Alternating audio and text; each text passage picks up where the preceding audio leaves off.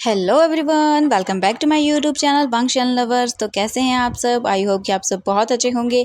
तो आज मैं आपके साथ शेयर करने वाली हूँ वांगशन फैन फिक्शन डार्क नाइट का नेक्स्ट पार्ट। आई होप कि स्टोरी पसंद आ रही होगी, एंड पसंद आ रही है तो प्लीज़ वीडियो को लाइक एंड चैनल को सब्सक्राइब जरूर कर लीजिएगा। ओके, तो मैं आज आपके साथ डार्क नाइट शेयर करने वाली हूँ। एंड आई नो कि मैं काफ़ी टाइम से ज़्यादा रिकॉर्ड नहीं कर पा रही हूँ, क्योंकि वो देखो, हर एक फैन फिक्शन रिकॉर्ड करने का मेरे पास अलग टाइम सेट करके रखा है मैंने।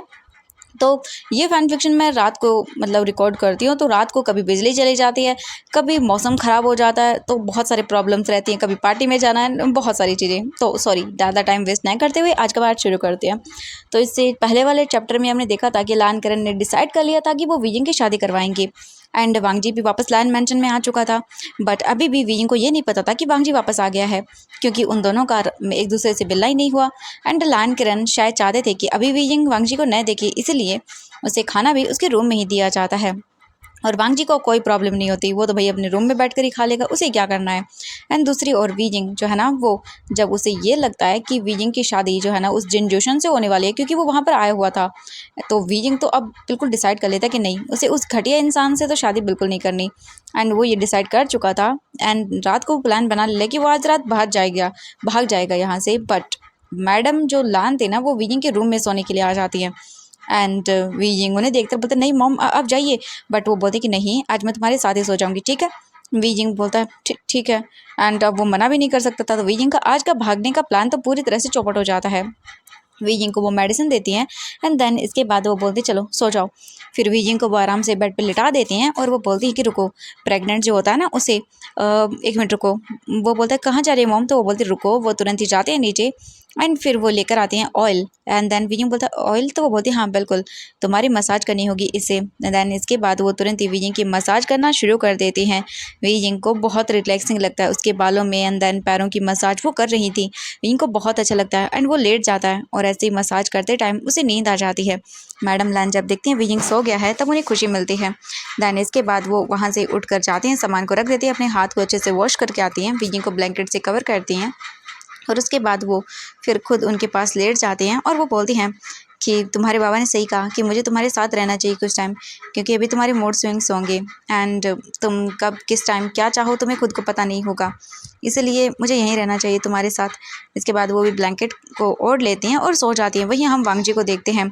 हम वांगजी जो है ना, वो अपने रूम में था, और वो सोच रहा था कि कब टाइम हो और वो कब वीजिंग के रूम में जाए, क्योंकि उसे वीजिंग को देखना था, उसे वीजिंग से मिलना था। हम कुछ टाइम के बाद देखते हैं वांगजी लेटा रहता है, बैठा रहता है, बस सोचता रहता है, एंड देन लास्ट में जाके वो टाइम देखता है। सच में उसे ऐसा लग रहा था कि जैसे टाइम बीत ही नहीं रहा, एंड अभी तो सिर्फ आधी घंटा ही हुआ था। वांगजी बोलता व्हाट, आधी घंटा? ओ गॉड वीजिंग। सच में वांगजी टाइम देखता है और बोलता है क्या मैं जाऊँ, अब तक सो गया हो गया क्या? अभी 11 बज गए हैं, मुझे 12 बजे तक जाना चाहिए, ये 11। वांगजी बोलता है चलो कोई बात नहीं, चला ही जाता हूँ।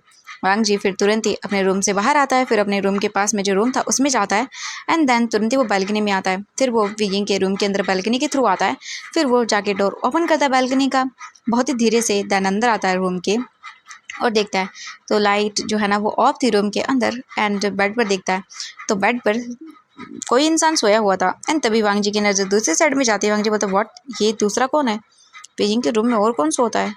एंड वांगजी धीरे धीरे करके आगे बढ़ता है, एंड तभी उसे दिख जाता है वीजिंग का फेस, क्योंकि वीजिंग ने अपने फेस को कवर नहीं किया था, एंड उसे वीजिंग का फेस दिखता है। तो वांगजी के फेस पर एक सॉफ्टनेस आ जाती है, और वांगजी जो है ना वो बस वीजिंग को देखता है। पूरे 20 दिन हो गए थे वांगजी ने वीजिंग को नहीं देखा था। वांगजी को इन दिनों ऐसा लगा कि जैसे वो वीजिंग को न देखेगा तो वो मर ही जाएगा, एंड फाइनली अब उसने उसे देख लिया था। सुकून मिलता है। वांगजी वीजिंग का फेस देखता है, जिस पर खिड़की से चांद की रोशनी आ रही थी, और वीजिंग और भी ग्लो कर रहा था। प्रेगनेंसी की वजह से उसके चेहरे का धीरे धीरे ग्लो जो है ना वो और भी बढ़ने लगा था, और वीजिंग की खूबसूरती और निखर कर सामने आ रही थी। वांगजी बस वीजिंग को देखता रहता है, एंड तभी उसकी नजर जाती है सामने की ओर। एक और इंसान सोया हुआ था।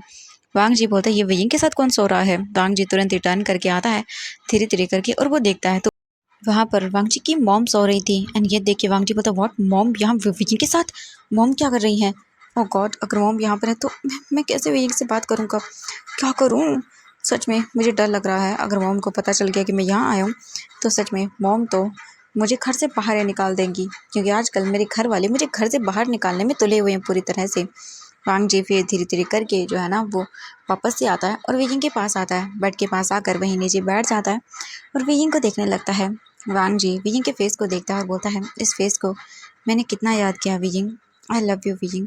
एंड वांग जी बस वियिंग का फेस अपने हाथों से सहलाता है और उसे वियिंग की स्किन फील होती है। वांग जी आंखें बंद कर लेता है एंड देन उसके बाद वो बस वियिंग के जो फेस था ना उसे सहलाता है। देन वांग जी वियिंग के लिप्स को देखता है, उन्हें देख के वांग जी धीरे से वियिंग के पास झुकता है एंड देन वो अपने लिप्स को वियिंग के लिप्स पर रखता है और वो धीरे से उन पर अपने आप को प्रेस करता है वियिंग के लिप्स को। एंड फिर वांग जी दूर होता है। फिर वांग जी अपना थंब वियिंग के चिन पर रखता है और थोड़ा सा प्रेस करता है और वियिंग का माउथ जो है ना वो ओपन हो जाता है। वांग जी ये देख के स्माइल करता है और फिर वो वियिंग के लिप्स पर फिर से अपने लिप्स को रखता है, देन उसे किस करता है और बिल्कुल जेंटल किस। वांग जी ऐसा बार बार कर रहा था क्योंकि उसे ऐसा लग रहा था जैसे कि मानो वो एडिक्टेड हो गया हो वियिंग के लिप्स का। वांग जी बार बार किस कर रहा था और दूर हो रहा था और ये चीज़ उसके लिए बहुत ही अलग थी। वांग जी धीरे धीरे करके जो है ना वो अपना कंट्रोल लूज़ कर रहा था एंड वहीं वियिंग को जो है ना वो नींद में ये सब चीज़ें थोड़ी सी फील होती हैं पर ज़्यादा नहीं, क्योंकि वियिंग अब मेडिसिन लेने लगा था आयरन की एंड बहुत सारी, जिस वजह से उसे गहरी नींद आनी थी इन मेडिसिन की वजह से, जिस वजह से वो ज़्यादा हिलता नहीं है। वांग जी काफ़ी देर उसे किस करता है, देन वो दूर होता है और वियिंग का फेस देखता है। वांग जी वियिंग के फेस को अपने दोनों हाथों में लेता है, देन वो वियिंग के फोरहेड पर किस करता है और बोलता है, वियिंग आई लव यू, अगर अभी मॉम नहीं होती ना तो फिर मैं तुमसे बातें करता, बट अभी मॉम है तो मैं तुमसे बात नहीं कर सकता हूँ। इसके बाद वांग जी उठता है, फिर जाने से पहले एक बार फिर वियिंग के लिप्स पे किस करता है और वहाँ से चला जाता है।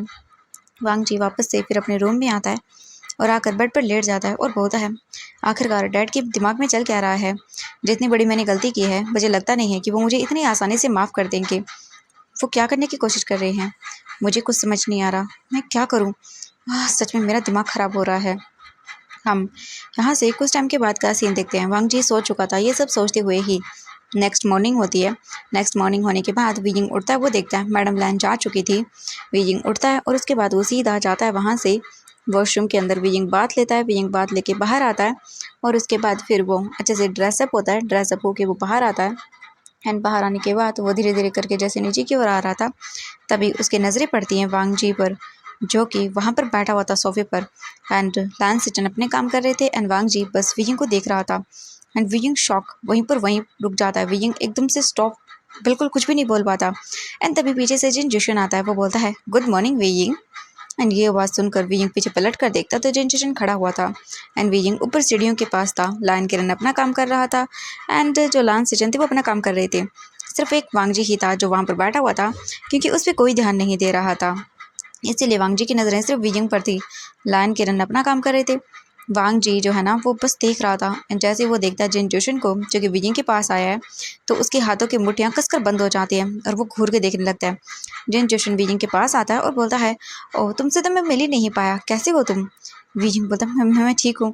वो बोलता है, ओह अच्छा, वैसे भी तुम ठीक ही रहने चाहिए, ऐसे मुझे तुमसे बात करनी थी। वियिंग बोलता है, मुझे बात नहीं करनी एंड वो यहाँ से जाने लगता है अपने रूम की ओर, पर जिन जोशन वियिंग का हाथ पकड़ लेता है एंड वियिंग शॉकिंगली टर्न करके देखता है। जिन जोशन वियिंग को देखता है और स्माइल करता है। वियिंग बोलता है, मेरा हाथ छोड़ो। जिन जोशन बोलता है, ओह हाँ छोड़ दूंगा, वैसे मैंने हाथ छोड़ने के लिए नहीं पकड़ा है। एंड हम वांग जी को देखते हैं, वांग जी का गुस्सा बढ़ जाता है एंड जैसे वो देखता है कि वियिंग का हाथ जिन जोशन ने पकड़ा है उसे इतना गुस्सा आता है कि वांग जी आगे बढ़ने वाला था, बट तभी मैडम लैन आते हैं और बोलते वी। जैसे वियिंग उनकी आवाज़ सुनता है तुरंत ही वो अपना हाथ झटके से छुड़ा लेता है एंड वांग जी अपनी मॉम को देखता है वियिंग के पास आते हुए, क्योंकि वो रूम से निकल कर आ रही थी। एंड वियिंग तो मतलब जल्दी से उनके पास आता है और बोलता है, मॉम। वो बोलते हैं, वियिंग क्या हुआ बेटा। वियिंग बोलते नहीं कुछ नहीं। वो बोलते हैं, चलो नाश्ता रेडी हो गया है। ओ बेटा जिन जोशन तुम भी। वो बोलता है, जी आंटी। एंड वो वियिंग के साथ देखते हैं उसे और उसे अच्छा नहीं लगता क्योंकि उसे याद था वो प्रपोज़ल जो जिन जोशन ने दिया था एंड वो सोचती हैं कि मुझे बताना होगा, मतलब अपने हस्बैंड को लान किरण को, कि इस इंसान ने वियिंग के लिए वेडिंग प्रपोजल भेजा था और अब वो यहाँ पर आया है तो किसी वजह से आया होगा ना, ऐसे तो आया नहीं होगा। एंड वो बोलते चल वियिंग, एंड वो वियिंग को अपने साथ लेके चल जाती है। जिन जोशन भी धीरे धीरे आ जाता है एंड वांग जी जो है ना वो वियिंग को देखता है। फिलहाल के लिए वो कुछ नहीं बोलता क्योंकि उसे पता है वो यहाँ पर कुछ भी बोलेगा तो बहुत बुरा हो जाएगा। और वियिंग जो है ना अभी बिल्कुल भी ये नहीं चाहता था कि एक मेहमान आया यहाँ पर तमाशा हो, तो वियिंग कुछ नहीं बोलता। मैडम लैन वियिंग को डाइनिंग टेबल पर लेकर आती हैं और वो बिठा देती हैं। तभी तुरंत ही जो जिन जोशन वियिंग के पास बैठने वाला था तभी वहाँ पर मैडम लैन बैठ जाती हैं एंड वो बोलते हैं वीजिंग ये खा लो, वीजिंग को वो देती है एंड तभी अदर फैमिली मेंबर भी धीरे धीरे आने लगते हैं। वांग जी तुरंत आता है और वीजिंग की साइड वाली चेयर पर बैठ जाता है। लैन किरण घूर के देखते हैं बट जिनजूशन था तो वो कुछ नहीं बोलते हैं। वांग जी बस वीजिंग को देखता है एंड वीजिंग भी एक नज़र देखता है अपनी साइड आइज से, बट फिर वो अलग कर लेता है अपनी आंखों को। एंड देन मैडम लैन वीजिंग को सारा खाना देती है एंड सर्वेंट आकर और लोगों को भी सर्व करते हैं। मैंग्याओ भी आता है, वो सबको गुड मॉर्निंग बोलता है और उन्हें खाना दे देता है। इसके बाद वो भी बैठ जाता है एंड देन सभी को खाना सर्व होता है। धीरे धीरे करके वो लोग खाना खाना शुरू कर रहे थे बट जिनजूशन की नज़रें वीजिंग पर ठहरी हुई थी और वो खाना खा रहा था। कुछ टाइम के बाद उन लोगों का खाना कंप्लीट होता है। वीजिंग बोलता है माँ वो मुझे कॉलेज जाना है आज, वैसे भी मेरे कॉलेज की चीज़ें शुरू हो गई हैं, यानी कि एग्ज़ाम, मेरा मतलब है कॉलेज शुरू हो गया सेकंड सेमेस्टर का। वो बोलते कि ओह हाँ तुम्हारा सेकंड ईयर है ना भी। वीजिंग बोलता हाँ। वो बोलते ठीक है तुम जाओ बट कार से जाना। तभी जो वीजिंग था ना वो बोलता है कि ठीक है, क्योंकि अब वीजिंग ये भी नहीं बोल सकता कि वो अकेले चला जाएगा, तो वीजिंग चुप रहता है। इसके बाद वीजिंग कार में जाता है, वहाँ से वांग जी को देखते हैं। वांग जी वीजिंग को जाते हुए देख लेता है एंड वो तुरंत ही बोलता है मुझे काम है और वांग जी वहाँ से चला जाता है। लैन किरण और लैन सिजन अपने ऑफिस के लिए निकल जाते हैं। अभी घर पर जिनजूशन था और मैडम लैन और मेंग्याओ थे। मेंग्याओ सारा घर का काम करवाता है। इसके बाद वो आकर बैठ जाता है। वहाँ पर जिनजूशन भी आता है और वो बोलता है याओगा। मेंग्याओ देखता है बोलता बोलो। तो वो बोलता है कि एक्चुअली मैं यहाँ किसी काम से आया हूँ। ये सुनने के बाद वो देखते हैं और बोलते हैं कि बताओ। मेंग्याओ बोलता है एक्चुअली मैं वो वीजिंग को, तभी मैडम लैन आती हैं और बोलते जाओ ये काम है तुम देख लेना जरा सा गार्डन में। मेंग्याओ बोलता जी माँ। वो फिर तुरंत ही उठकर बोलता है मैं बाद में बात करता हूँ और वो तुरंत ही वहाँ से चला जाता है। जिनजूशन बोलता शिट मुझे बात करनी है तो कैसे करूँ, आज जब नाइट को अंकल आएंगे ना तब मैं उनसे बात करूँगा कि मुझे वीजिंग से शादी करनी है। हाँ सच में मुझे ये चाहिए और मुझे चाहिए तो चाहिए। ये बोलकर वो गुस्सा करता है। हम कुछ टाइम के बाद देखते हैं वीजिंग अपने कॉलेज पहुंच चुका था। वो सीधे अपने कॉलेज आता है एंड वीजिंग चल रहा था। तभी उसके फ्रेंड्स वीजिंग के पास आते हैं, जो बोल सकते हैं नी हुसैन था। वो बोलता वीजिंग नी हुसैन को देखकर बोलता हुसैन कैसे हो तुम। वो बोलता मैं बिल्कुल ठीक हूँ, तुम कैसे हो। वीजिंग बोलता मैं ठीक हूँ। इसके बाद वो सभी लोग चले जाते हैं। वो लोग अपनी क्लास अटेंड करते हैं। वीजिंग भी जो नॉर्मल उसे करना था वो कर लेता है और वीजिंग सोचता है कि उसे यूनिवर्सिटी में भी बात करनी पड़ेगी। वो जाएगा यहाँ से तो उसे डॉक्यूमेंट वगैरह सब कुछ लेने होंगे ना, क्योंकि वीजिंग को फिर बाद में चांस नहीं मिलेगा आने का। तो वीजिंग डिसाइड कर लेता है। कुछ टाइम के बाद जो बोल सकते हैं अदर फ्रेंड्स थे वो अपने अपने काम के लिए निकल जाते हैं, बट नहीं हुसैन वीजिंग के साथ था। वो वीजिंग के पास आता बोलता वीजिंग घर पे सब ठीक तो है ना। वीजिंग बोलता सब ठीक है। वो बोलते हैं क्या चल रहा है। वीजिंग बोलता है कुछ नहीं, डैड ने वांग जी को पुलिस स्टेशन भेजा था जेल में, बट आज मैंने देखा कि वो वापस आ गए हैं। नी हुसैन बोलता व्हाट वो वापस आ गया। वीजिंग बोलता वो बोलते ऐसे कैसे कर सकते हैं, वो वांग जी को कम से कम 4-5 साल तो अंदर रखना ही चाहिए था। वीजिंग देखता बोलता नहीं हुसैन वो उनके बेटे हैं, वो ज़्यादा दिन तक ये नहीं कर सकते, और वैसे भी मेरे जैसे इंसान के लिए उन्होंने अपने बेटे को लगभग 20-25 दिन जेल में रखा, वही काफ़ी है। वो बोलता व्हाट वीजिंग उसने। वीजिंग बोलता प्लीज़ नहीं हुसैन मुझे ये नहीं सुनना। वो बोलता अच्छा ठीक है तो ठीक है ना, उसने कुछ गलत। वीजिंग बोलता नहीं उन्होंने कुछ नहीं किया। तो वो बोलता ओह अच्छा उसने माफ़ी मांगी। वीजिंग बस चुपचाप करके अपना सिर नीचे कर लेता है। वो बोलता ठीक है तुम्हारा क्या प्लान है आगे। वीजिंग बोलता है वो मैं नहीं। हुसैन बोलता वीजिंग बता तेरे माइंड में कुछ चल रहा है ना। वीजिंग बोलता हाँ वो पापा मेरी शादी करवा रहे हैं। वो बोलते क्या। वीजिंग क्या बोल रहा है तू। वीजिंग बोलता हाँ वो मेरी शादी करवा रहे हैं, मुझे उन्होंने बताया नहीं किससे करवा रहे हैं, बट मुझे लगता है कि वो मेरी शादी जिनजूशन से करवा रहे हैं। वो बोलते जिनजूशन क्या, तो ये वही इंसान है जिसने मतलब तुमने कहा था कि विजिंग बोलता हाँ हाँ ये वही है। वो बोलते क्या विजिंग तुमने कहा था कि वो घटिया है। विजिंग बोलता हाँ बहुत घटिया है, अभी भी जब वो मुझे देखता है तो मुझे गुस्सा आता है, और वो हमारे घर में है, मुझे डर लग रहा है कहीं पापा मेरी शादी उससे तो नहीं करवाएंगे ना। जिनजूशन बोलता व्हाट ओ ऐसे कैसे कर सकते हैं विजिंग। विजिंग बोलता हाँ और पापा ने मेरी अडॉप्शन के पेपर भी खारिज करवा दिए। वो बोलता व्हाट कि क्या करने वाले तुम्हारी फैमिली। विजिंग बोलता मुझे नहीं पता, पापा ने कहा कि जो भी करेंगे वो मेरे लिए सही करेंगे, ऐसा नहीं है मैं उन पर ट्रस्ट नहीं करता, मैं करता हूँ। मतलब उन्हें कैसे पता कि वो जिनजूशन कैसा इंसान है, उसने तो वो सब मेरे साथ मिसबिहेव किया था ना, तो उन्हें थोड़ी ना पता होगा। और वैसे भी मेरे अंदर मेरा बेबी है, मैं अब ऐसे किसी के साथ शादी नहीं कर सकता हूँ। वो बोलता है हाँ मैं जानता हूँ विजिंग। विजिंग बोलता हाँ भले ही उन्होंने मुझसे प्यार नहीं किया था बट मैंने किया था, मैं इस बेबी को किसी और का नाम नहीं दे सकता हूँ। वो बोलता है क्या किसी और का नाम नहीं दे सकता हूँ, बट क्या अच्छा पंकजी का नाम देना चाहता है। विजिंग शॉकिंग आई से देखकर बोलता है हाँ ये नहीं हो सकता। नहीं हो सैंग बोलता है अच्छा। विजिंग बोलता हाँ। वो बोलते हैं पता नहीं विजिंग तुम्हारी फैमिली वालों के मन में क्या चल रहा है, तो क्या करेगा? बीजिंग बोलता है मैंने कहा ना मुझे शादी नहीं करनी है। वो बोलता है अच्छा तुझे शादी नहीं करनी है, क्या तू उनकी बात नहीं मानेगा? बीजिंग बोलता है मुझे मुझे नहीं पता नहीं हुसैन, पर मैं शादी नहीं कर सकता, मैं उनसे। वो बोलता है हाँ, और तू उनसे प्यार करता है ना? बीजिंग बोलता है हाँ, भले ही उन्होंने धोखा दिया था बट मैंने नहीं, मैंने तो उनसे प्यार किया था ना। और मैं अब किसी और के साथ नहीं रह सकता उन्हें हुसैन, मैं किसी और को अपनी लाइफ में जगह नहीं दे सकता हूँ।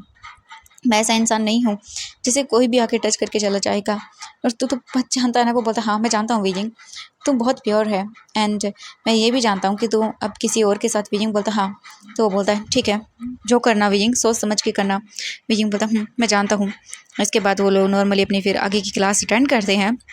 इसके बाद बीजिंग बस जो काम था ना वो कंप्लीट करता है अपना, और फिर बीजिंग आ जाता है। बीजिंग जो है ना वो जैसे गेट के पास आता है वहाँ पर एक कार आकर रुकती है। बीजिंग कार देखता है एंड उसे पता था कि ये उनकी ही कार है। बीजिंग तुरंत ही आकर बैठ जाता है। हम देखते हैं वांगजी को जो कि उसी कार में था, ड्राइविंग सीट पर था, एंड उसने मास्क लगाया हुआ था एंड हैट पहनी हुई थी, जिस वजह से बीजिंग ने उसका चेहरा नोटिस नहीं किया था। और बीजिंग उसका चेहरा क्यों ही देखेगा, बीजिंग बस चुपचाप करके बैठा हुआ था।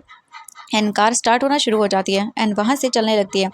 बीजिंग देख रहा था, बीजिंग अपने ही ख्यालों में गुम था शादी को लेके, एंड उसके माइंड में और भी बहुत सारी चीज़ें घूम रही थी, तो वो ध्यान ही नहीं देता कि कार जो है ना वो सही रूट पर नहीं जा रही है, वो कहीं और जा रही है। और जो बीजिंग था ना वो बस अपने ही ख्यालों में गुम था। एंड जब बीजिंग को थोड़ा सा झटका लगता है, बीजिंग बोलते क्या कर रहे हो, प्लीज़ ध्यान से चलाओ भैया। आई मीन ड्राइवर को बोलता है। ड्राइवर जो है ना वो बोलता है जी। एंड जब बीजिंग बाहर देखने लगता है एंड तभी बीजिंग का ध्यान जाता है सड़क पर, ये वहाँ पर तो नहीं जाती, ये कुछ डिफरेंट है। बीजिंग जो है ना वो शॉकिंगली बोलता है हाँ ये आप कहाँ लेके जा रहे हो? जो बीजिंग था ना वो देखता है मिरर में, एंड वो पर्सन जो है ना वो जो कार में बैठा हुआ था जो कि ऑलरेडी वांगजी था, वो बोलता है चिंता मत करो, तो मैं ऐसी जगह लेके जा रहा हूँ जहाँ से तुम मुझसे बात कर सको। बीजिंग बोलता है क्या? वांगजी अपना मास्क हटाता है, बीजिंग को देखता है, बोलता है हाँ मैं। बीजिंग डर जाता है, बोलता हाँ हाँ आप मुझे मुझे बाहर निकालिए, मुझे घर जाना, प्लीज़ छोड़िए मुझे, प्लीज़ रोक दीजिए कार। वांगजी बोलता है अब तो कार जब भी रुकेगी जब तुम मुझसे बात करोगे। बीजिंग बोलता नहीं मुझे मुझे आपसे कोई बात नहीं करनी, प्लीज़ प्लीज़ मुझे छोड़ दीजिए, मुझे जाना है। वांगजी बोलता शट अप, सुना तुमने? बीजिंग डरती हुई आंखों से वांगजी को देखता है एंड बीजिंग बैठ जाता है। वांगजी एक कार को फिर एक सुनसान इलाके पर रोक देता है, फॉरेस्ट पास, मतलब बोल सकते हैं कि ये फॉरेस्ट टाइप का एरिया था। वांगजी कार रोकता है और बाहर आता है, तुरंत ही बीजिंग को निकालता है। बीजिंग बोलता है छूटिए मेरा हाथ। बीजिंग तुरंत ही अपना हाथ छुड़ा लेता है। वांगजी को देखता है। वांगजी बोलता है बीजिंग मेरी बात ध्यान से सुनो। बीजिंग बोलता है नहीं मुझे मुझे नहीं सुननी आपकी बात, मुझे घर जाना है, प्लीज़ प्लीज़ जाने दीजिए।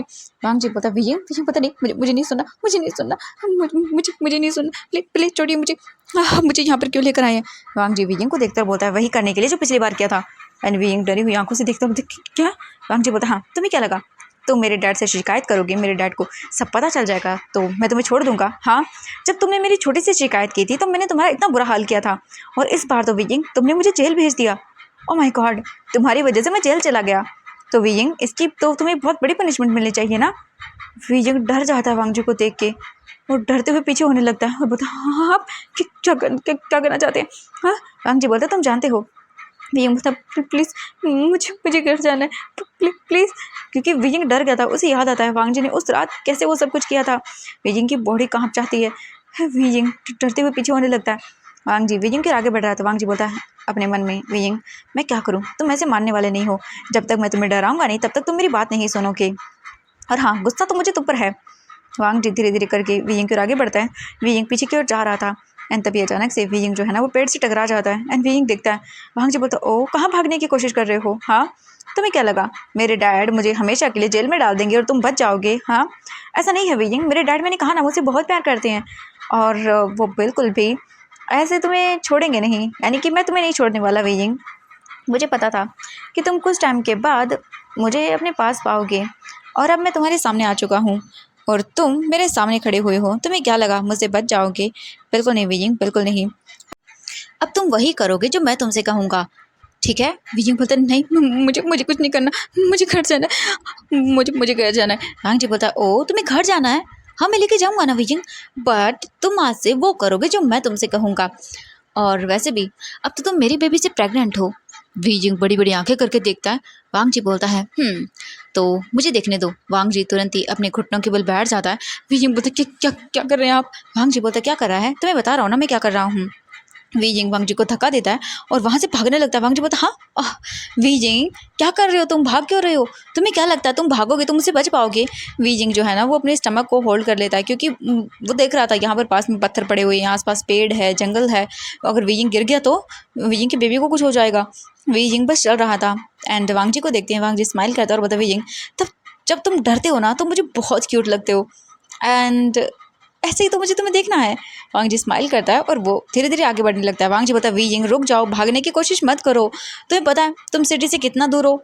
वीजिंग दूर मत जाओ मुझसे, मैंने कहा ना तुम जितना मुझसे दूर जाओगे उतना मैं तुम्हें पास ले आऊँगा, तुम मुझसे दूर जाने की कोशिश बिल्कुल बेकार है तुम्हारी, तो चुपचाप अच्छे बच्चे की तरह मेरे पास आ जाओ, मुझे अपने बेबी को फील करना है। वीजिंग जो है ना वो बोलता नहीं नहीं मुझे मुझे इन पे भरोसा नहीं, ये कुछ भी कर सकते नहीं, मुझे जाना है, मुझे जाना है, मैं क्या करूँ।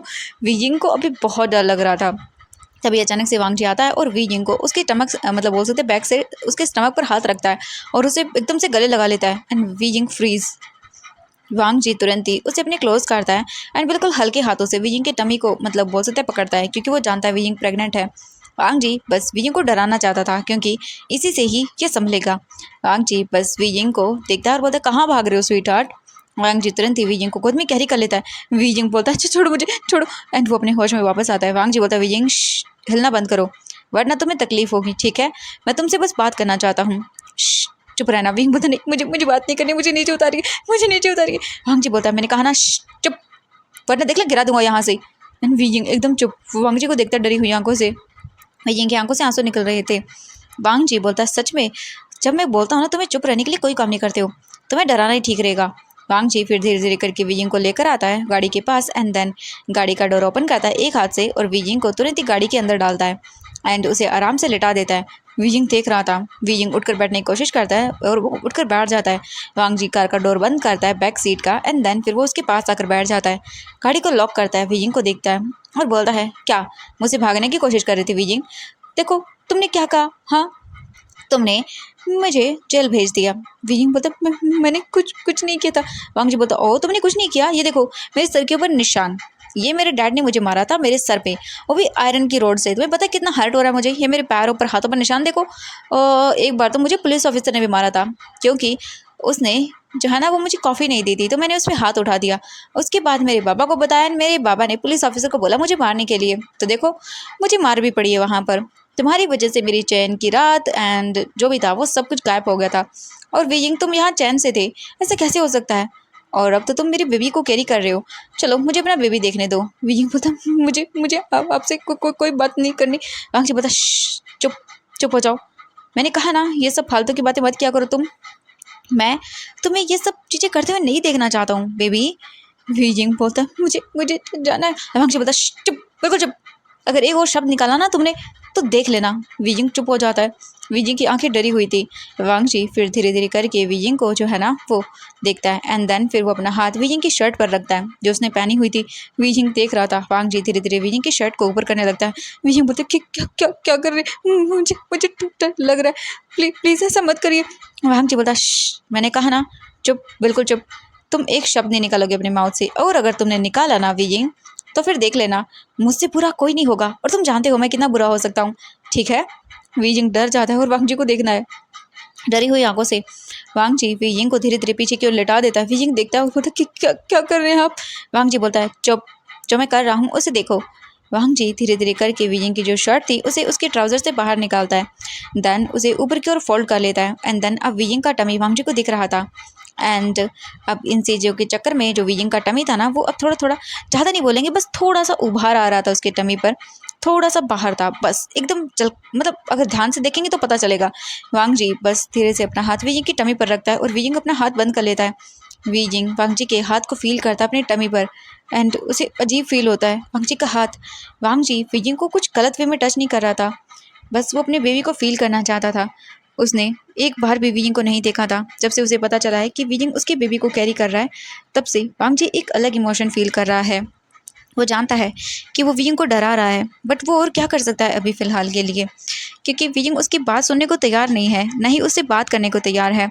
इसलिए वांग जी बस वीजिंग को डराता है। वांग जी वीजिंग की टमी को सहलाता है और वीजिंग को अजीब लगता है। वीजिंग की हाथों की मुट्ठियाँ कसकर बंद हो जाती है एंड वो रो रहा था एकदम सिसक के। वांग जी धीरे धीरे वीजिंग की टमी की ओर झुकता है एंड वो अपने लिप्स को वीजिंग की टमी पर रखता है। और जैसे ही वीजिंग को वांग जी के लिप्स फील होते हैं, वीजिंग आइज ओपन करता है और वांग जी को देखता है। वांग जी बस वीजिंग की टमी पर जो है ना वो अपने दोनों हाथों को रखता है और वीजिंग की स्लिम वेस्ट को अपने दोनों हाथों में पकड़ लेता है और उसके बाद वीजिंग के टमी पर अपने लिप्स से जो है ना वो किस करने लगता है, सॉफ्ट सॉफ्ट बटरफ्लाई किसेस। और ये चीज़ वीजिंग के बॉडी में सेंसेशन पैदा कर रही थी। वीजिंग को बहुत अजीब लग रहा था। वीजिंग की धड़कनें फास्ट हो गई थी। वीजिंग वांग जी को देख रहा था शॉकिंग आइज से कि ये वांग जी क्या कर रहा है। वांग जी धीरे धीरे करके वीजिंग की टमी पर और भी ज़्यादा बटरफ्लाई किसेस करने लगता है। वीजिंग की जो बोल सकते हैं निबल थी वहाँ पर आता है, दैन अपने टंग से वहाँ पर लिक करता है और वीजिंग आंखें बंद कर लेता है। वांग जी उसे टच कर रहा था एंड अपने मन में बोलता है, माय बेबी पापा लव्स यू सो मच। और ये बोलकर वांग जी फिर से किस करता है। वीजिंग देख रहा था, उसे उसे गुस्सा आ रहा था। वो क्या करे, उसे खुद को समझ नहीं आ रहा था। वीजिंग अभी कुछ नहीं कर सकता था, उसे डर लग रहा था। वो यहाँ पर अकेला है, जंगल है, कोई नहीं है और वीजिंग डरते हुए देख रहा था वांग जी को। उसे उसे गुस्सा आ रहा था बट वो क्या कर सकता है। वीजिंग जो है ना वो कुछ देर वेट करता है। वांग जी फिर वीजिंग को किस करने के बाद उससे दूर होता है एंड देन वांग जी देखता है वीजिंग को। वीजिंग अपनी आइज ओपन करके देखता है वांग जी को। वांग जी बोलता है, मैं बस तुमसे बात करना चाहता हूँ, मेरी बात कान खोल के सुन लो। तुम मेरे हो और मुझसे दूर नहीं जा सकते हो। वीजिंग अपने मन में बोलता है, बस एक बार मुझे यहाँ से जाने दो, उसके बाद आप मुझे कभी ढूंढ नहीं पाओगे। आपने जो किया है उसके लिए मैं आपको कभी माफ़ नहीं करूँगा। वांग जी बोलता है, स्वीट हार्ट, अब मेरी बातें ध्यान से सुनो। तुम वो करोगे जो मैं तुमसे कहूँगा, सुना तुमने, और अपना दिमाग मत चलाना। उसके बाद वांग जी उठता है, तुरंत ही ज़्यादा सीट पर और बैठ जाता है और वीजिंग को वापस से ले जाना शुरू कर देता है। वीजिंग डरा हुआ बैठा हुआ था, वांग जी को देख रहा था। वीजिंग बोलता है, अब तो पक्का हो गया, मुझे मुझे यहाँ से जाना है, मुझे जाना है यहाँ से। वीजिंग बस चुपचाप करके ऐसे ही रहता है एंड कुछ टाइम के बाद वांग जी वीजिंग को घर ले आता है और तुरंत ही जो बोल सकते हैं ड्राइवर था वो आ जाता है वहाँ पर। ड्राइवर जो है ना वो तुरंत ही वीजिंग को बाहर निकालता है। वीजिंग बाहर निकल जाता है और जल्दी से अंदर चला जाता है एंड वो जैसे ही अंदर आता है हम देखते हैं जिन जोशन को, जो वहाँ पर ही खड़ा हुआ था और वीजिंग का जैसे मानो वेट कर रहा था। जैसे वीजिंग आता है वो बोलता है, wheezing hello good evening. Wheezing देखता है और फिर वो एक नज़र बोलता है कि हाँ गुड इवनिंग। उसके बाद तुरंत ही वो वहाँ से चला जाता है एंड तभी पीछे से वांग जी आता है, जिन जोशन को देखता है और बोलता है कि ओ तुम यहाँ किस इरादे से आए हो। अभी हॉल में कोई नहीं था, सिर्फ जिन जोशन था और वांग जी था। जिन जोशन बोलता है, इरादा तो मेरा बहुत नेक है। क्यों? वैसे उस दिन मेरी मॉम ने बात तो की थी ना। वांग जी देखता है घूर के एंड देन उसके पास आता है। उसके पास आकर उसके कान में बोलता है, स्टे अवे फ्रॉम वीइंग, वरना उसके बाद मैं तुम्हारा क्या हाल करूँगा तुम सोच नहीं सकते हो। जिन जोशन बोलता है, ओ रियली, तुम उसके ब्रदर हो गग्गा, ओके, और तुम उसके लिए इतना पॉजिटिव हो, क्या बात है।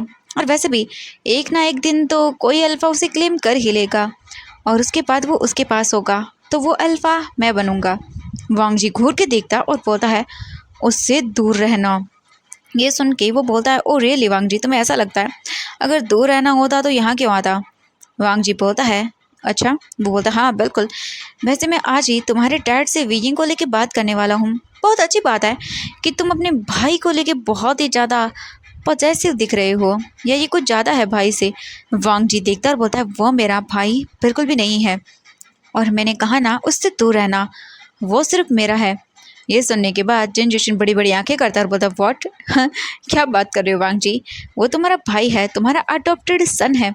वांग जी बोलता, जस्ट शट अप, ओके। वो बोलता है, चैलेंज कर रहे हो वांग जी। वांग जी बोलता है, हाँ चैलेंज समझ लो, वो सिर्फ मेरा है। वो बोलता है, देखते हैं किसका है। आज तुम्हारे डैड आते ही मैं उनसे बात करूँगा और कहूँगा कि मुझे वीजिंग बहुत पसंद है और मैं वीजिंग से शादी करना चाहता हूँ, उसे अपना ओमेगा बनाना चाहता हूँ और उसे शादी करके अपने घर ले जाना चाहता हूँ। वांग जी तुरंत ही उसकी नेक पकड़ता है और बोलता, दूर रहना उससे, वरना तुम्हारे हाथ तोड़ दूंगा। जिन जोशन बोलता है, ओ रियली, सच में ऐसा लगता है तुम्हें? वांग जी बोलता, हाँ बिल्कुल। एंड वो पीछे देखता है कि उसके जो है ना बोल सकते हैं कि डैड आ रहे थे वांग जी के, लायन किरण और लायन सिचन भी थे। ये देख के जिन जोशन स्माइल करता है और उसके कान में बोलता है, वो तो मेरे बेड पर होगा, मेरे नीचे मुआयन कर रहा होगा जब मैं उसके अंदर होऊंगा, सुना ना तुमने। एंड ये सुनने के बाद वांग जी को इतना गुस्सा आता है कि वांग जी उसका नेक प्रेस करता है एंड देन उसके फेस पर मारना शुरू कर देता है और बोलता, तुम्हारी हिम्मत कैसी हुई, हाउ डेयर यू। एंड ये बोलकर वांग जी उसे मारता है। तभी लायन किरण आते हैं और बोलते क्या हो रहा है यहाँ पर। जिन जोशन बोलता है देखिए ना, पता नहीं ये अजीब तरह से बिहेव कर रहा है, पता नहीं ये क्यों मुझे मार रहा है, अंकल प्लीज़ बचाइए। और वांग जी जो है ना वो घूर के देखते बोलते तुम। एंड तुरंत ही लायन किरण आगे आते हैं और बोलते वांग जी ये क्या बदतमीजी है। तुरंत ही जो लायन किरण के पीछे जाकर छुप जाता है जिन जोशन। वांग जी बोलता डैड ये। तभी वो बोलते शट अप। वांग जी बोलता डैड मेरी बात तो सुन लो। ये वो बोलते हैं मैंने कहा चुप। वांग जी अभी के अभी अपने रूम में जाओ, तुमसे तो मैं वहाँ आकर बात करता हूँ। वांग जी बोलता बट डैड। वो बोलते हैं चुप वांग जी, मैंने कहा मतलब कह दिया, निकलो अभी के अभी यहाँ से।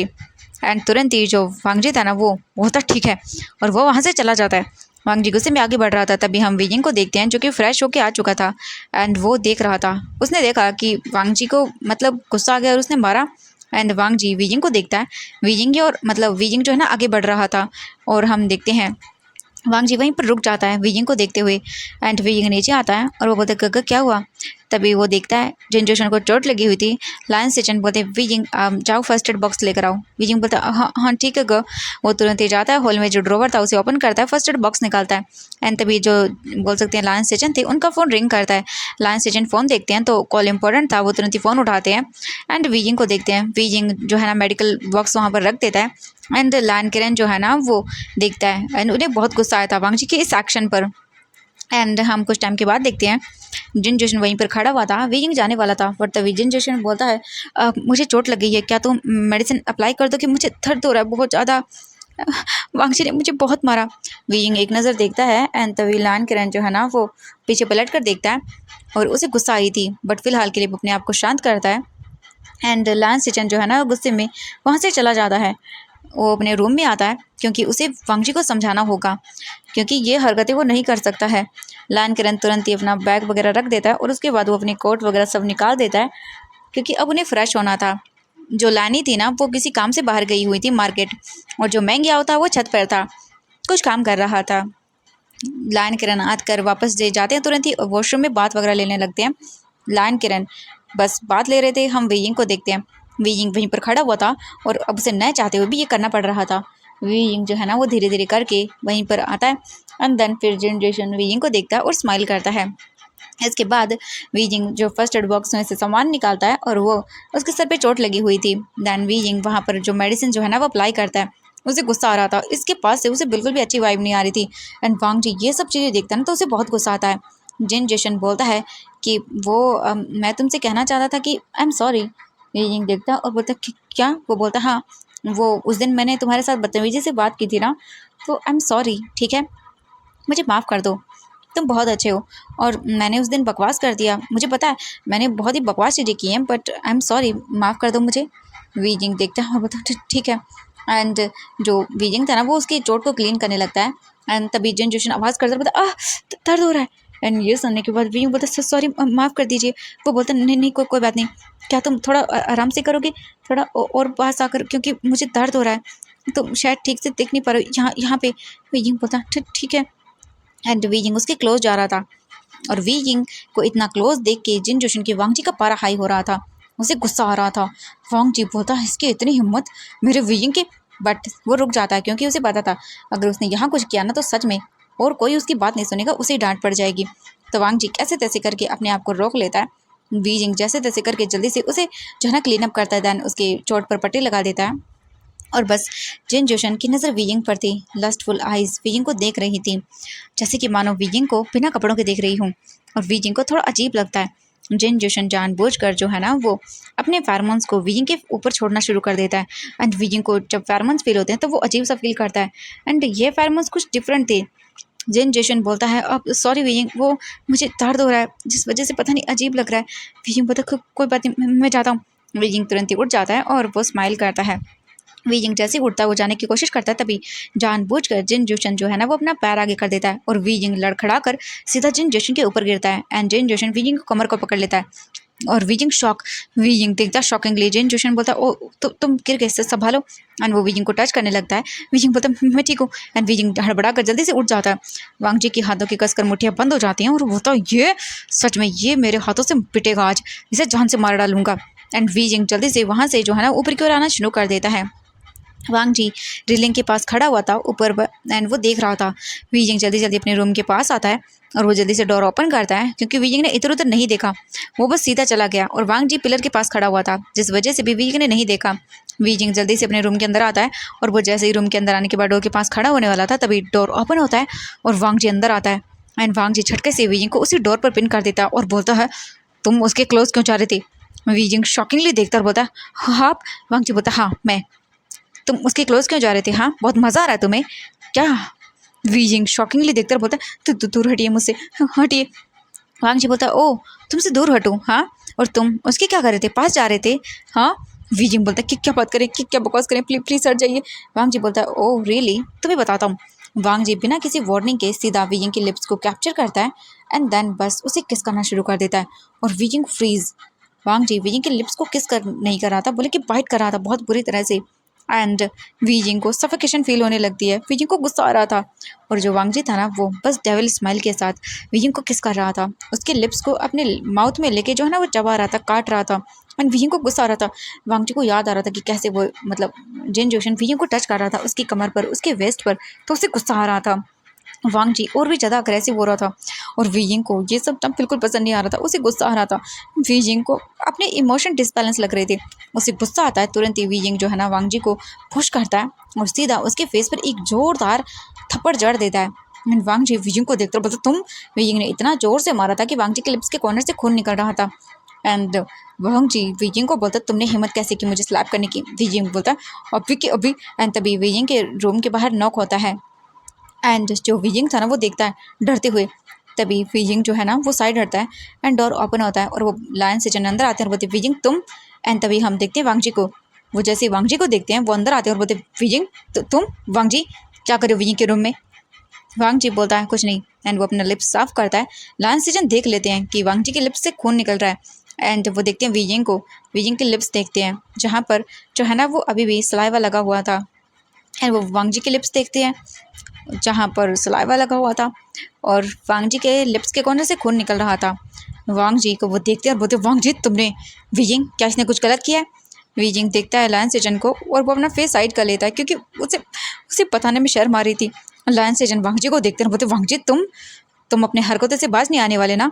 वांग जी बोलता है कगा मैंने वो बोलते चुप अभी के अभी वांग जी अपने रूम में जाओ। सच में बाबा सही कहते हैं तुम बहुत बेशर्म हो गई हो। वांग जी कुछ नहीं बोलता, चुपचाप निकल जाता है वहाँ से। लायन सेजन फिर वीजिंग को देखते हैं, वीजिंग के लिप्स जो है ना वो थोड़े थोड़े फट गए थे, वो मतलब कैसे वीजिंग से ये बात करें उसे समझ नहीं आ रहा था एंड तभी हम देखते हैं लायन सेजन को याद आता कि हाँ पता नहीं ये सब होने के बाद उन्हें थोड़ा सा अजीब लग रहा था। अब वो वीजिंग को कैसे बोले, ये मतलब थोड़ा रोमांटिक मोमेंट की तरह चला जाता है ना, उन्हें अजीब लगता है एंड इसके बाद वो तुरंत ही बाहर आते हैं। हम देखते हैं मैंग याओ को जो कि नीचे आ रहा था छत से और उसका रास्ता यहीं से था। मैंग याओ बोलता है आप आ गए हस्बैंड। मैंग याओ को देखते हैं लैंड सीजन और बोलता हाँ मैं ठीक हूँ। याओ एक काम करना, वो बोलते हाँ बोलो क्या हुआ।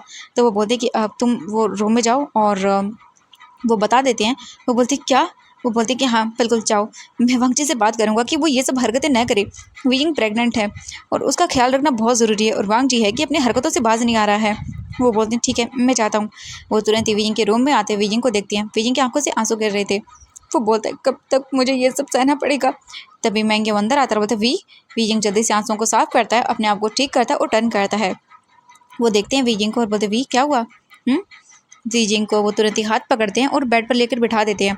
वो तुरंत ही उठते हैं, मेडिकल बॉक्स जो है ना वो निकालते हैं, उसमें से मेडिसिन निकालते हैं और वो वीजिंग के पास आते हैं और वीजिंग को देखते हैं। तुरंत ही वो धीरे धीरे वीजिंग के लिप्स पर जो बोल सकते हैं लिप लॉक था या कुछ बोल सकते हैं कि ऐसी मेडिसिन थी, हम ये नहीं बोलेंगे, वो वीजिंग के लिप्स पे लगाने लगते हैं। वीजिंग बस चुपचाप था। वो देखते हैं और बोलते वीजिंग। वीजिंग बोलते कगा।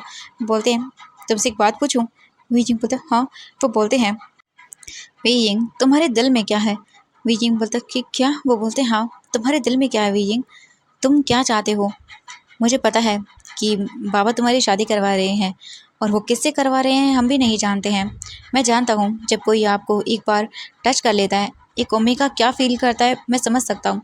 भले ही उन्होंने तुम्हें फोर्स किया था, बट मैं तुमसे जानना चाहता हूँ वीजिंग, क्या तुम किसी और को अपने आप को टच करने दोगे। वीजिंग देखता है और बोलता है नहीं कभी नहीं। वो बोलते हैं मैं जानता हूँ, मैं एक ओमेगा हूँ तो मैं समझ सकता हूँ। हम हमारी शादी को लेके, हमारे अल्फ़ा को लेके बहुत सारे ड्रीम रखते हैं। तुमने भी तो वांगजी को लेकर बहुत सारी चीज़ें सोची होंगी ना। वीजिंग की आंखें जो है ना वो नम हो जाती हैं। मैंग याओ बोलता है, हाँ मैं समझ सकता हूँ वीजिंग, बहुत सारे ड्रीम्स होते हैं और मैं ये भी जानता हूँ कि वांगजी ने तुम्हारे साथ बस खेला है।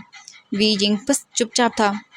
वो बोलते हैं, बट तुमने उससे प्यार किया था। जानता हूँ तुम्हारे दिल में उसके लिए गुस्सा होगा, बहुत सारी नफरत होगी, बट वीजिंग तुम उससे प्यार करते हो। और प्यार करने के बाद जब वो इंसान हमें छू लेता है, तब उसके बाद हमारा किसी और को अपने आप करीब आने देना बहुत मुश्किल हो जाता है। बीजिंग मैं बस तुमसे इतना कहूँगा, ये मत सोचना कि मैं तुम्हें बाबा के फैसले के खिलाफ भड़का रहा हूँ। तुम बस मेरी बातों को सुनना। मैं बस ये चाहता हूँ कि तुम डिसीजन लो अपने आप पर। तुम जो सही लगे वो करो। बीजिंग प्लीज़ मेरी बातों को गलत वे में मत लेना, ठीक है। मैं बस ये कह रहा हूँ कि देखो, अगर बाबा ने तुम्हारी किसी और से शादी करवाई, उसके बाद तुम्हारे लिए बहुत मुश्किल हो जाएगा, बट शायद बाबा तुम्हारे लिए एक सही फैसला लें। मुझे वीजिंग तुम्हें क्या कहना चाहिए और क्या नहीं मुझे समझ नहीं आ रहा, क्योंकि जो तुम पर बीती है ना वीजिंग, वो तुम ही समझ सकते हो। वीजिंग बोलता है, हाँ मैं जानता हूँ। वो बोलते हैं, तो जो भी फैसला लेना वो अपने दिल को सुकून देने के लिए लेना, ठीक है। मैं अगर तुम्हें कहूँगा कि शादी मत करो एंड तुम सोचोगे कि मुझे कर लेनी चाहिए, क्या पता शादी के बाद जैसे शादी हो वो पसंद आ जाए, बहुत सारी चीज़ें हैं वीजिंग। बट मैं यही कहूँगा कि तुम वही फ़ैसला लो वीजिंग जो तुम्हारे दिल को सही लगे। कहीं तुम ऐसा न हो कि फ़ैसला ले लो और उसके बाद आगे जाके तुम्हें रिग्रेट हो, ठीक है। वीजिंग बोलता है, हाँ मैं समझ गया गगा। वो बोलते हैं, ठीक है अब मैं जा रहा हूँ, ओके। वो मेडिसिन लगा देते हैं और उसके बाद बाहर आ जाते हैं। वो बोलते हैं, मैं वीजिंग को क्या बताऊँ और क्या नहीं, मुझे खुद को समझ नहीं आ रहा। सच में बहुत ही कॉम्प्लिकेटेड स्टोरी है इन दोनों की। इसके बाद तुरंत ही जो लैन सिचन था वो अपने रूम में आ चुका था। मैंग याओ भी आता है और वो पूछते हैं कि क्या हुआ। वो बोलते कुछ नहीं, मैंने उससे बात की और उसे कुछ समझाया है, मैं बस चाहता हूँ कि वो खुश रहे। लैन सिचन बोलते हैं, हाँ मैं भी यही चाहता हूँ। हम वांगजी को देखते हैं, वांगजी गुस्से में अपने रूम में आता है और बोलते हैं, क्या करूँ मैं उसका, मुझे गुस्सा आ रहा है बहुत ज़्यादा, वैसे कैसे कर सकता, पूरी फैमिली की मेरे ऊपर चढ़ जाती है एकदम से। वांग जी गुस्सा करता है, बट अब वो क्या ही करे। वांग जी बस वहीं पर बैठा रहता है और गुस्से में ऐसे ही रहता है। हम देखते हैं इवनिंग का सीन, सभी लोग जो है ना डाइनिंग टेबल पर बैठे हुए थे एंड नॉर्मली खाना हो जाता है। कुछ टाइम के बाद जो जिन जोशन था वो लायन सिचन को देखता है एंड देन फिर लायन किरण को। अभी वांग जी था तो वो सोचता है कि अभी बात करना ठीक नहीं होगा। इसके बाद खाना वगैरह हो जाता है एंड वीजिंग भी डायरेक्ट खाना खा के अपने रूम में चला जाता है। हम उसके बाद देखते हैं वांग जी भी गुस्से में चला जाता है वहाँ से एंड लान सिचन भी अपना काम करने के लिए स्टडी रूम में चले जाते हैं। एंड जो मैडम लान थी ना वो हेल्प करती है मैंग याओ की उधर किचन का काम करने में थोड़ा बहुत। और जो लान किरण थे वो आते हैं और हॉल में बैठ जाते हैं, वो कुछ पेपर्स चेक कर रहे थे। तभी जिन जोशन उनके पास आता है, बोलता है अंकल। वो देखते हैं और बोलते हैं कि बोलो बेटा। तो वो बोलते हैं कि मुझे आपसे कुछ बात करनी थी। वो बोलते हैं हाँ बोलो। एंड जिन जोशन वहाँ पर आकर बैठ जाता है और वो फिर बोलता है कि एक्चुअली मुझे आपसे कुछ कहना था। वो बोलते हैं हाँ बोलो बेटा। जिन जोशन बोलता है कि मैं वो ये कहना चाहता था कि मैं वीजिंग को पसंद करता हूँ, मैं उससे शादी करना चाहता हूँ। तो क्या मतलब मैं बस चाहता हूँ वीजिंग को। ये सुनने के बाद लायन किरण जो अपना काम कर रही थी वो रुक जाते हैं और जिन जोशन को देखते हैं और बोलते क्या। तो वो बोलते कि हाँ एक्चुअली मेरी फैमिली ने भी जब वीजिंग और वहाँ पर आए थे तब बात की थी, मतलब कि जब मैडम लैन वहाँ पर थी तब उनसे बात की थी। उन्होंने कहा कि वो आपसे बात करेंगी, तो मुझे लगा कि आपसे बात कर ली होंगी। ये सुनकर वो बोलती कि नहीं, मुझे ये नहीं, इसके बारे में कुछ नहीं बताया था।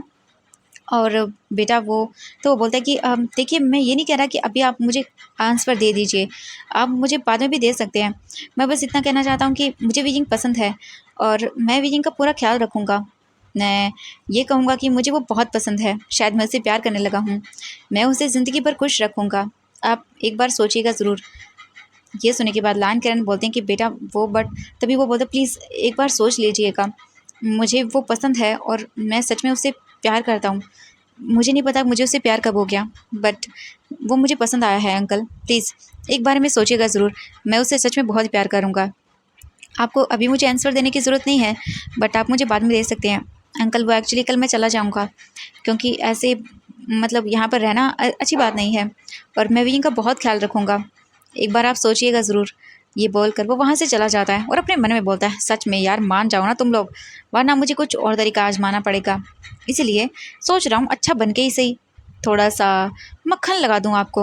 और ये बोल के जिन जोशन चला जाता है लान किरण कुछ देर वहीं पर रहता है और वो कुछ सोचता है। इसके बाद फिर लानी को वो देखता है, रूम में जा रही है लानी, फिर वो भी अपनी जो फाइलें वगैरह थी उन्हें लेते हैं और रूम की ओर चले जाते हैं।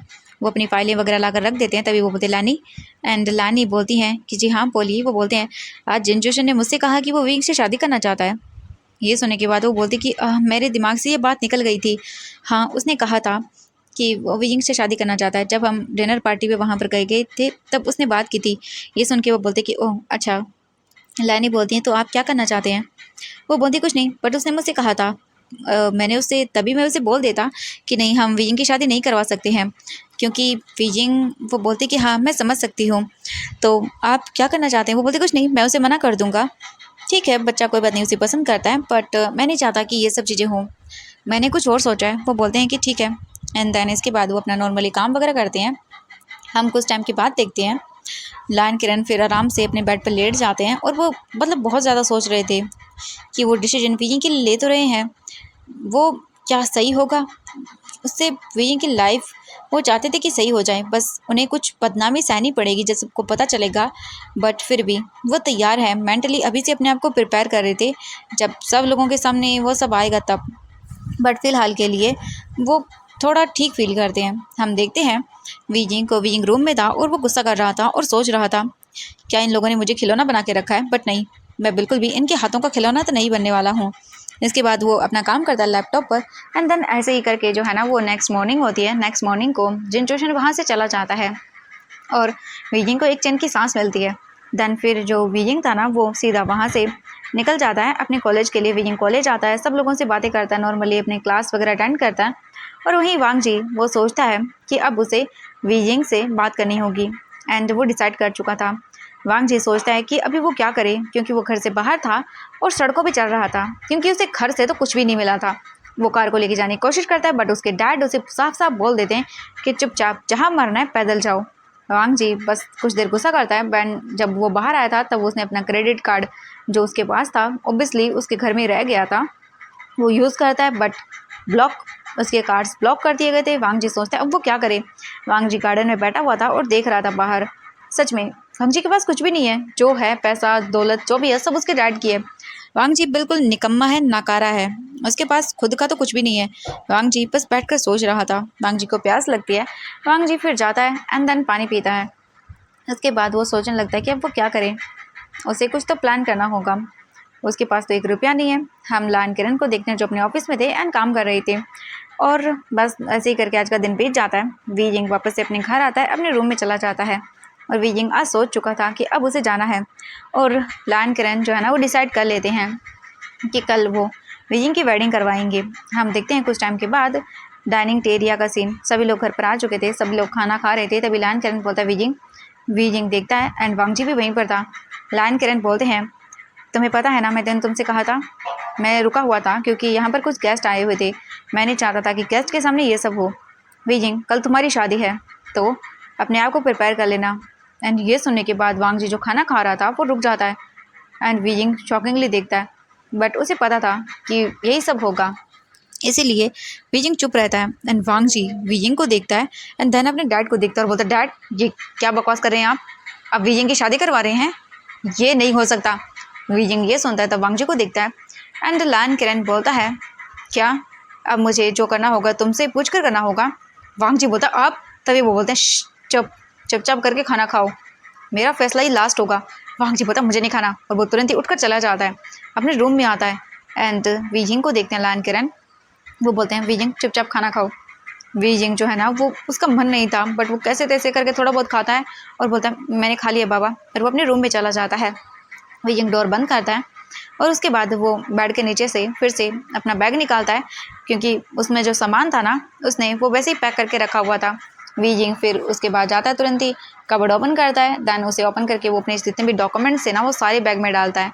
देन इसके बाद फिर वो अपना जो बोल सकते हैं कुछ कपड़े जो थे ना वो भी डाल लेता है, क्योंकि उसे चाहिएंगे। वीजिंग वो सारी चीज़ें कर लेता है, उसके बाद वो वहीं पर रख देता है और बोलता है अब मुझे वेट करना होगा सारे घर वालों के सोने का, उसके बाद ही मुझे यहाँ से जाना होगा। वीजिंग सोचता है वो जाएगा कहाँ से, मेन गेट से तो वो जा नहीं सकता क्योंकि वहाँ पर गार्ड्स हैं। वीजिंग सोचता है, बोलता है हाँ उसे एक काम करना चाहिए, उसे जो गार्डन एरिया बैक साइड वाला वहाँ पर जाना चाहिए और चेक करना चाहिए। हाँ ये सही है। वीजिंग तुरंत ही रूम से बाहर आता है एंड देन फिर वो वहाँ से सीधा बाहर निकल जाता है, क्योंकि वीजिंग ऐसे ही चला जाता था तो कोई कुछ नहीं कहता। वीजिंग गार्डन एरिया में आता है और उधर उधर जो है ना आकर देखने लगता है बैक साइड एरिया की ओर।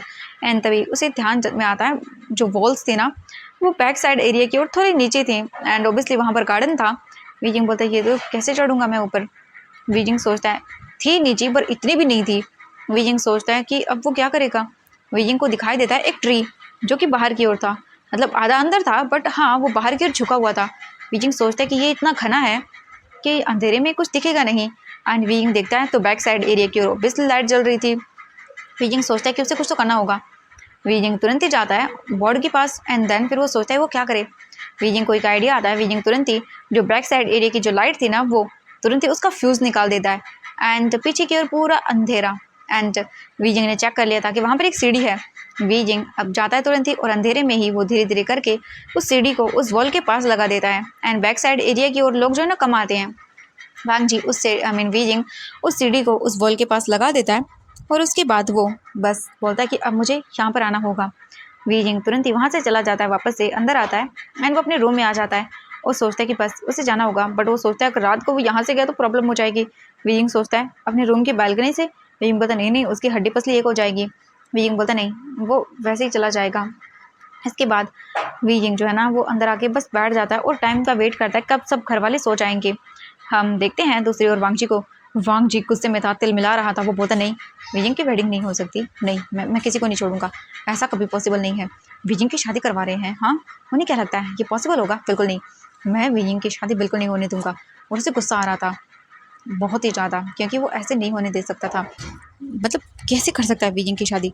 लान किरण जो है ना वो अपने रूम में थे। लानी बोलती हैं कि आपने देखा वांग जी गुस्सा कर रहा था। वो बोलते हैं हाँ जानता हूँ, उसका गुस्सा किसी काम का नहीं है, मैंने जो सोचा मैं वही करूँगा। वो बोलते हैं कि ठीक है आप जैसा ठीक समझे। हम वीजिंग को देखते हैं। वीजिंग वेट करता रहता है और ऐसे ही करके काफ़ी लेट हो जाता है। एंड अभी जो है ना वो बोल सकते हैं कि 12 के आसपास का टाइम हो गया था और वांग जी प्लान कर रहा था कि उसे कुछ तो करना होगा, वो वीजिंग की शादी नहीं होने दे सकता है।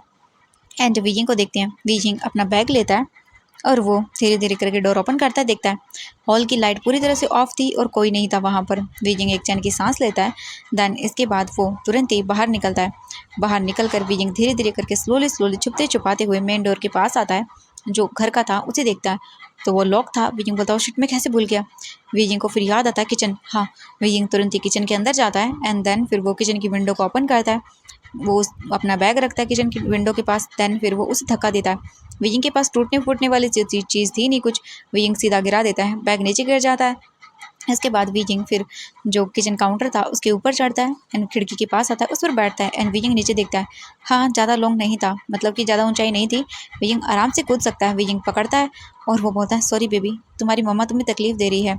वीजिंग कैसे तैसे करके उतरता है वहाँ से एंड देन फिर वो बस नीचे उतर जाता है। वीजिंग अपना हाथ छोड़ देता है, थोड़ा सा उसे झटका तो लगता है बट वीजिंग संभाल लेता है। इसके बाद वीजिंग अपना बैग उठाता है और वो बस धीरे धीरे करके जो पेड़ झाड़ियाँ सब कुछ थे उनसे छुपते छुपाते हुए जो घर था ना उसके बैक साइड एरिया की ओर आता है। एंड देन फिर वो धीरे धीरे करके जाता है एंड वो सीढ़ी देखता है जहाँ पर उसने लगाई थी। वीजिंग अपना फ़ोन की टॉर्च एक बार जलाता है फिर बंद कर देता है। वांग जी अपने रूम में था और वो तो बस प्लानिंग कर रहा था कि वो कैसे वीजिंग की वेडिंग रोकेगा, क्योंकि उससे बर्दाश्त नहीं हो रहा था। वीजिंग की वेडिंग करवा रहे हो, बिल्कुल नहीं, वीजिंग सिर्फ वांग जी का है। वो अलग ही अपने में लगा हुआ था। एंड वीजिंग देखता है धीरे धीरे मौसम ख़राब होना शुरू हो गया था। वीजिंग बोलता है मौसम, ओ गॉड मुझे जल्दी करनी होगी। वीजिंग तुरंत ही धीरे धीरे करके सीढ़ी पर चढ़ता है। उसे डर लग रहा था अगर वो गिरा तो उसकी बेबी को हर्ट होगा। तो वीजिंग बहुत ही केयरफुली चढ़ता है सीढ़ी पर एंड चढ़ने के बाद वो फिर मतलब दीवार पर पहुंच जाता है। वीजिंग फिर कैसे तैसे करके सीढ़ी को खींचने लगता है। वीजिंग को डर लग रहा था 1 मिनट के तो उसे ऐसा लगा जैसे वो गिर जाएगा, क्योंकि वीजिंग का पैर स्लिप हो रहा था, बट वो कैसे तैसे करके रुक जाता है। देन फिर वो धीरे धीरे करके उतरता है, सीढ़ी को लगाता है दूसरी साइड में एंड नीचे उतर जाता है और फिर उस सीढ़ी को देखता है। और वीजिंग सोचता है अगर उसने सीढ़ी को धक्का दिया तो नहीं प्रॉब्लम हो जाएगी। वीजिंग उस सीढ़ी को फिर अंदर की साइड में जो है ना वो गिरा देता है, मतलब गिराता नहीं, दीवार के साइड में खड़ा कर देता है। देन वीजिंग देखता है एंड धीरे धीरे बारिश शुरू हो गई थी, धीरे धीरे करके बारिश भी आ रही थी। और हम देखते हैं कुछ टाइम के बाद वीजिंग बस सड़क पे चल रहा था। उसने अपने फेस को कवर कर लिया था और बस चल रहा था। सड़क पर जो है ना इस वक्त कोई नहीं था एंड 1-2 वाहन गुजर रहे थे, बट वीजिंग उन पे ध्यान नहीं देता। और अब तेज़ जो है ना वो बारिश शुरू हो जाती है। वीजिंग बारिश के अंदर बस चलते जा रहा था। वीजिंग ज़्यादा चल भी नहीं पा रहा था अभी, और भी ज़्यादा लेट हो रहा था। एंड वीजिंग बोलता है कि ये तो अच्छा हुआ उसने अपने डॉक्यूमेंट को एक कवर करके जो है ना वो प्लास्टिक बैग के अंदर रखा हुआ था, एंड उसके अंदर पानी नहीं जाएगा वरना वीजिंग के डॉक्यूमेंट्स ख़राब हो जाते। वीजिंग बस चलता रहता है और वो आकर जो है ना इधर उधर देखता है। बहुत तेज़ बारिश हो रही थी, वीजिंग से अब चला नहीं जा रहा था, वीजिंग को दिख भी नहीं रहा था, वीजिंग के कपड़े सारे वेट हो चुके थे। वीजिंग जाता है और जो बस स्टेशन स्टॉप था ना वहाँ पर जाकर खड़ा हो जाता है और वेट करने लगता है कि कोई तो साधन आएगा, वीजिंग उसमें बैठ जाएगा। वीजिंग ऐसे ही बैठा हुआ था और बहुत ही डरा हुआ था। हम देखते हैं काफ़ी टाइम हो जाता है, वीजिंग सोचता है कि अब क्या करे वो। वीजिंग जो है ना अपना फ़ोन निकालता है और चेक करता है। यहाँ पर वीजिंग के ऊपर बारिश तो इतनी नहीं गिर रही थी क्योंकि ये बस स्टॉप था तो वहाँ पर बनाया गया था ऐसे शेल्टर जैसा, तो वीजिंग आराम से बैठा हुआ था एंड वीजिंग को डर लग रहा था। हम कुछ टाइम के बाद देखते हैं वीजिंग ऐसे बैठा हुआ था, तभी एक कार वहाँ पर आकर रुकती है। वीजिंग कार को देखता है और वो मतलब अजीब सा महसूस करता है। वीजिंग देखता है तभी उस कार में से एक पर्सन बाहर निकलता है। वो वीजिंग को देखता है और बोलता है ओह माय गॉड तुम। वीजिंग डरी हुई आंखों से इस इंसान को देखता है और यहाँ से सीन कट होता है। हम देखते हैं वांग जी को। वांग जी ने सब कुछ प्लान कर लिया था कि अब वो नहीं टिकेगा, बिल्कुल भी नहीं। वांग जी तुरंत ही जो है ना वो उठता है क्योंकि मॉर्निंग हो चुकी थी। वांग जी जल्दी जल्दी करके रेडी होके नीचे आता है। लैन किरण वगैरह सब कुछ आ चुके थे एंड मैडम लैन बोलती है हाँ वीजिंग नहीं आया अभी तक। वो बोलती हैं एक सर्वेंट से जाओ वीजिंग को बुला कर लेकर आओ। लैन किरण बोलते हैं मैंने शाम को शादी का सब कुछ प्लान कर दिया है वीजिंग की, ठीक है, और मैंने अल्फ़ा को भी बोल दिया है। वांग जी बोलता है डैड आप उसकी शादी। वो बोलते हैं चुप, तुमसे नहीं पूछा मैंने। एंड हम देखते हैं 10 मिनट के बाद ही एक सर्वेंट भाग कर आता है और वो बोलता है वीजिंग मास्टर रूम में नहीं है। ये सुनने के बाद लैन किरण बोलते व्हाट, वीजिंग रूम में नहीं है। वो बोलते घर में चेक करो, वीजिंग इधर उधर होगा कहीं। तभी जो सर्वेंट्स थे ना वो चेक करने लगते हैं। धीरे धीरे करके सारे फैमिली मेम्बर्स को जो है ना वो काम पर लगा दिया जाता है और अब आधी घंटा हो चुका था। लैन किरण गुस्से में खड़े हुए थे, सारे फैमिली मेम्बर्स थे सभी डरे हुए थे। सबसे ज़्यादा गुस्सा वांग जी था। वो गुस्से में अपने मन में बोलता है वीजिंग कहाँ जा सकता है। तभी वहाँ पर सिक्योरिटी गार्ड आता है और बोलता सर सिक्योरिटी वो हमने चेक कर लिया है, अब ये देख सकते हैं बाबा। एक बैक साइड कैमरा जो लगा हुआ है उस पर नज़र आए थे एक बार। लैन किरण बोलता व्हाट, तो वो बोलती कि हाँ ये देखिए। एंड हाँ उन्हें दिखाई देता है साइड में जो कैमरा था ना वो जहाँ से वीजिंग गया था। घर के अंदर का सीन नहीं, वो कैसे गया कैसे निकला। एंड वो देखते हैं तो हाँ वीजिंग ने अपने फेस को कवर किया हुआ था और वो निकल रहा था, वहाँ से जा रहा था। वो बोलते हैं कि मतलब आपको कैसे पता चला। तो लैन किरण समझ जाते हैं कि ये वीजिंग ही है क्योंकि वीजिंग का हाइट वगैरह सब मैच कर रहा था।